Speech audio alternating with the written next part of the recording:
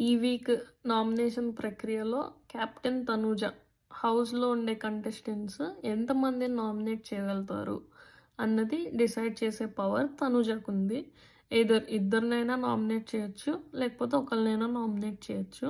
So, Tanuja ఇమాన్యుయల్‌కి, డెమాన్‌కి, భరణికి, ఇంకా రీతుకి ఇద్దరిని nominate చేసే పవర్ ఇచ్చింది.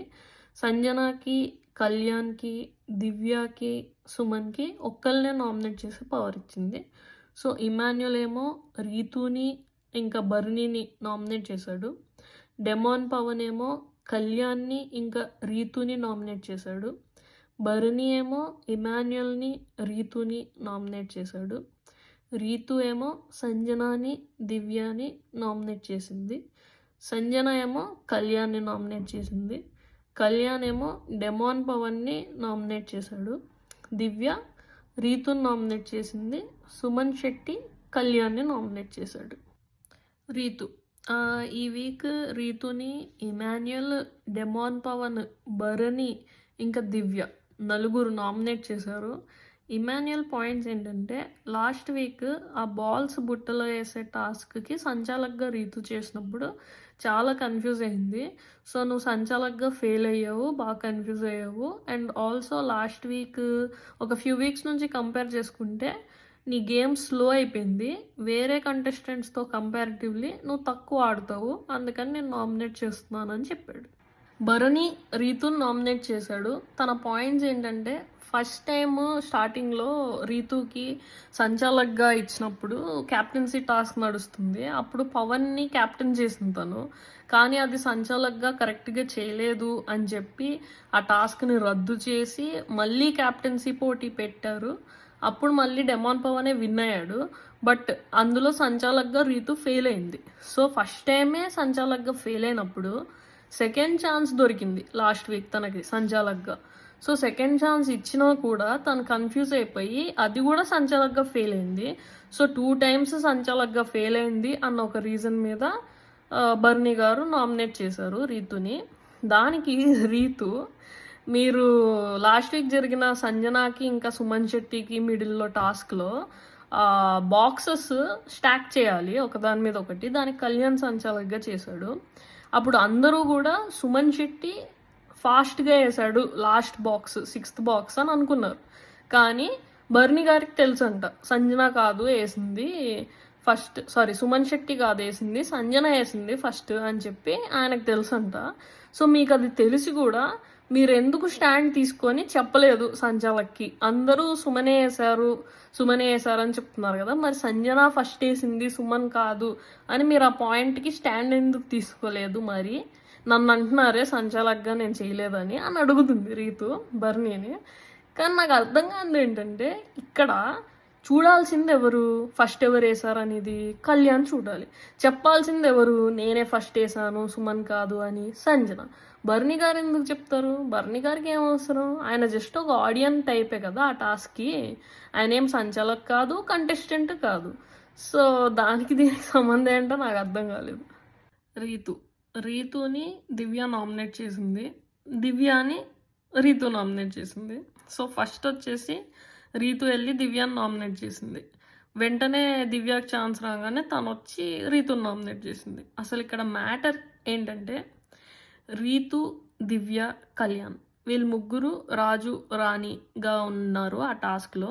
అప్పుడు మీ ముగ్గురులో నుంచి ఎవరో ఒకళ్ళు నార్మల్ ప్రజలతో టాస్క్ ఆడి ఒకవేళ మీరు గెలిస్తే మీరు ఇంకా రాజు రాణిలా అలానే ఉండిపోతారు. అదే మీరు ఓడిపోతే మీరు ప్రజలుగా అయిపోతారు. మీ మీద గెలిచిన ప్రజల్లో ఉండే వాళ్ళు రాజో రానో అవుతారు. సో, రాజో రానోగా ఉంటే వాళ్ళు క్యాప్టెన్సీ కంటెండర్స్ అవుతారు. సో, మీరు ముగ్గురులో ఎవరో ఒకళ్ళు డిసైడ్ అయ్యి చెప్పండి అన్నప్పుడు రీతు ఏమో దివ్యాని చూస్ చేసింది, దివ్య ఏమో రీతుని చూస్ చేసింది. సో, డిసైడింగ్ ఓట్ ఎవరిది? కళ్యాణ్ది. కళ్యాణ్కి రీతు చెప్తుంది, నేను ఇప్పటివరకు ఒకసారి కూడా క్యాప్టెన్ అవ్వలేదు. సో, నాకు ఈ ఛాన్స్ చాలా ఇంపార్టెంట్. సో, నన్ను చూస్ చేయకు, దివ్యాని చూస్ చేయి అని తను చెప్పింది. అప్పుడు వెంటనే దివ్య, నేను బెటర్ రీతు కంటే. ఎందుకంటే నేను కెప్టెన్ అయ్యాను లాస్ట్ వీకే. నేను టాస్క్‌లు బాగా ఆడుతున్నాను రీతు కంటే. సో, రీతు లాస్ట్ దాకా వచ్చి ఓడిపోతుంది అంటే తనొక్కటి కూడా గెలవలేదు కాబట్టి తనకంటే నేనే బెటర్ కదా అన్నట్టు రీతుని కొద్దిగా తక్కువ చేసి మాట్లాడింది. అప్పుడు వెంటనే రీతు, "నువ్వెందుకు బెటరో చెప్పుకో కానీ నన్ను తక్కువ చేసి మాట్లాడకు. నిన్ను కంపేర్ చేసి నువ్వు తక్కువ, నేనెక్కువ అన్నట్టు చెప్పకు" అని కొంచెం ఫైర్ అయింది దివ్య మీద. సో, ఇదే పాయింట్‌ని పట్టుకొని రీతు దివ్యని నామినేట్ చేసింది. మళ్ళీ అదే పాయింట్‌ని పట్టుకొని దివ్య, "నేను అలా అనలేదు నిన్ను తక్కువ చేసి నేను మాట్లాడలేదు. నేను pros and cons type comparison చెప్తున్నాను నీకు నాకు మధ్యలో. అప్పుడే కదా కళ్యాణ్ చూజ్ చేసుకుంటాడు. దివ్య బెటరా, రీతు బెటరా ఎవరిని చూజ్ చేసుకోవాలి అని చెప్పి. సో, నేను ఇలా బెటర్‌గా ఆడాను. నువ్వు ఆడలేదు అని చెప్పాను. అంతేగాని నేను తక్కువ చేసి కాదు" అన్నట్టు ఎక్స్‌ప్లనేషన్ ఇచ్చుకుని నామినేట్ చేసింది దాని గురించి. "నువ్వు మిస్‌అండర్‌స్టాండ్ చేసుకున్నావు నన్ను" అని చెప్పి. ఇదంతా చూసిన తర్వాత నాకైతే దివ్య సైడే మిస్టేక్ ఉన్నట్టు అనిపించింది. దివ్యనే తక్కువ చేసి మాట్లాడింది కొంచెం యాటిట్యూడ్‌గా అని చెప్పి. రీతు కరెక్టే అలా ఫీల్ అవ్వడంలో అని అనిపించింది. మీకేమనిపించిందో కామెంట్స్‌లో చెప్పండి. రీతుని డెమాన్ పవన్ నామినేట్ చేశాడు. ఇది ఒక షాకింగ్ న్యూస్ అని చెప్పొచ్చు. ఎందుకంటే ఎక్స్పెక్ట్ చేయలేదు. మనమే కాదు రీతు కూడా ఎక్స్పెక్ట్ చేయలేదు. సో, డెమాన్ పవన్ పాయింట్స్ ఏంటంటే, లాస్ట్ వీక్ రీతు రెబెల్‌గా ఉన్నప్పుడు సాయిని తీసేసింది గేమ్‌లో నుంచి. బట్ యాక్చువల్‌గా రీతు అసలు రెబెల్ అవ్వకముందే సాయి వచ్చి రీతుని అడిగాడంట. లైక్, "ఒకవేళ గనక నువ్వు రెబెల్ అయితే నన్ను గేమ్‌లో నుంచి తీసేయకు" అని తిను మాటిచ్చింది రీతు. బట్ అయినా కూడా తిను రెబెల్ అయిన వెంటనే సాయినే తీసేసింది. సో, "నువ్వు ఇలా మాటిచ్చి తీసేసావు కాబట్టి రేపొద్దున ఫర్దర్‌గా గేమ్స్‌లో నేను నమ్మాలి అంటే కష్టమవుతుంది" అన్న పాయింట్ ఒకటి చెప్పాడు. ఇంకొక పాయింట్ ఏంటంటే, "నువ్వు సంచాలక్‌గా కన్‌ఫ్యూజ్ అయ్యి లాస్ట్ వీక్ సరిగ్గా చేయలేదు." సో, అదొక పాయింట్. ఇక థర్డ్ పాయింట్ వచ్చేసి పర్సనల్ పాయింట్ తీసుకొచ్చాడు నామినేషన్స్‌లోకి. లైక్ ఏంటంటే, "నేను ఎప్పుడైనా నీ దగ్గరకొచ్చి నార్మల్‌గా నా పాయింట్ ఏదైనా చెప్తే నువ్వు అరుస్తున్నావు. సో, నువ్వు అరవడం వల్ల నాది తప్పు లాగా బయటికి పోర్ట్రే అవుతుంది. నేను బ్యాడ్ అవుతున్నాను నీ వల్ల. సో, నువ్వు అరవద్దు అని నీకు ఎన్నిసార్లు చెప్పినా నువ్వు అర్థం చేసుకోవట్లేదు. అందుకే నిన్ను నామినేట్ చేస్తున్నాను" అని చెప్పాడు పవన్. ఇది చెప్తూ ఇలా నామినేట్ చేస్తూ తను ఏడ్చాడు నామినేషన్స్‌లో. సో, "నువ్వు నన్ను నామినేట్ చేస్తావని నేను అసలు అనుకోలేదు" అని రీతు కూడా ఏడ్చింది. ఇంకిది నామినేషన్స్ అయిపోయిన తర్వాత కూడా కంటిన్యూ అయింది. సో, డెమాన్ ఏమో రీతు మీద అలుగుతున్నాడు అని రీతుకి ప్రాబ్లం. రీతు ఏమో డెమాన్ మీద అరుస్తుంది అన్నది డెమాన్‌కి ప్రాబ్లం. కానీ ఇక్కడ ఒక పాయింట్ ఏంటంటే, డెమాన్ "నువ్వు నా మీద అరుస్తున్నావు" అంటే రీతు అర్థం చేసుకోలేదు. కానీ అదే నామినేషన్స్‌లో దివ్య రీతు మీద అరుస్తూ మాట్లాడినప్పుడు, "ఎందుకు అరుస్తున్నావు? అరవకు, మెల్లగా మాట్లాడు, డోంట్ షౌట్, టాక్" అని రీతు దివ్య మీద ఇరిటేట్ అయింది. సో, ఇదే పాయింట్ డెమాన్ తనకి చెప్పినప్పుడు రీతు ఎందుకు అర్థం చేసుకోవట్లేదు? భరణిని ఇమాన్యుయల్ నామినేట్ చేశాడు. ఇమాన్యుయల్ పాయింట్స్ ఏంటంటే, "మీరు ముందంత బాగా గేమ్ ఇప్పుడు ఆడట్లేదు. మీకు హెల్త్ ప్రాబ్లమ్ వచ్చేసరికి మీరు గేమ్‌కి 100% ఇవ్వలేకపోతున్నారు. సో, నాకు కనిపియట్లేదు మీ ఎఫర్ట్స్ గేమ్‌లో. కాన్ఫిడెన్స్ కూడా మీది ముందు మీద ఇప్పుడు బాగా తగ్గిపోయింది. సో, ఈ పాయింట్స్ మీద నామినేట్ చేస్తున్నాను" అని చెప్పాడు. దీనికి భరణి అసలు యాక్సెప్ట్ చేయలేదు.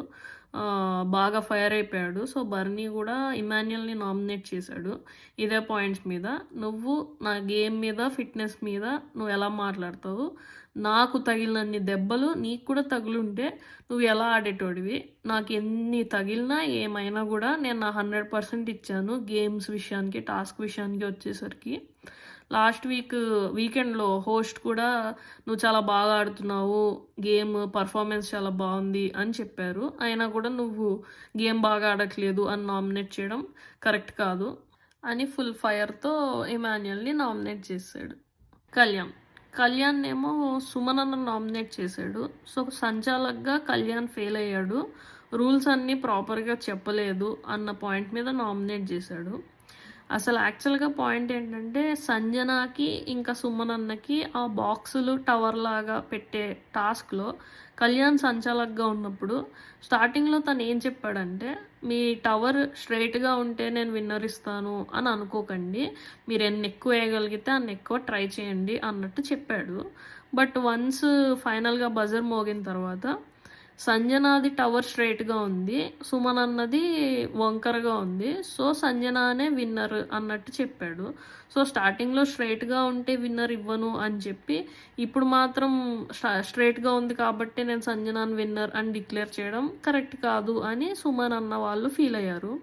బట్ అక్కడ కళ్యాణ్ పాయింట్ ఆఫ్ వ్యూ నాకేమనిపించిందంటే, ఇద్దరిలో ఒకళ్ళు 6 ఇంకొకళ్ళు 5 వేశారనుకో ఫర్ సపోజ్ 5ది స్ట్రెయిట్‌గా ఉండి 6ది కొంచెం క్రాస్‌గా అటు ఇటుగా ఉంటే నాది స్ట్రెయిట్‌గా ఉంది. సో, నాకే విన్నర్ ఇవ్వాలి అని వాళ్ళు అడుగుతారేమో అన్నట్టు స్ట్రెయిట్‌గా ఉండాల్సిన అవసరం లేదు. ఎన్ని ఎక్కువ వేయగలిగితే అన్ని ఎయ్యండి అన్నట్టు చెప్పాడు. బట్ అక్కడ ఏమైపోయిందంటే ఇద్దరూ ఈక్వల్‌గా ఏశారు. 6 బాక్సెస్.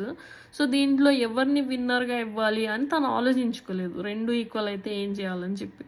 సో, తనేమనుకున్నాడంటే ఎవరిది స్ట్రెయిట్‌గా ఉందో వాళ్ళకిచ్చేద్దామని అనుకున్నాడు. అప్పటికి తను సుమన్ అన్నకి చెప్పాడు. సంజనాది స్ట్రెయిట్‌గా ఉంది. మీరు కూడా స్ట్రెయిట్‌గా పెట్టడానికి ట్రై చేయండి అని చెప్పి సుమన్ అన్న ట్రై చేశాడు కానీ అది అవ్వలేదు. బట్ అంతలోపే బజర్ మోగిపోయింది.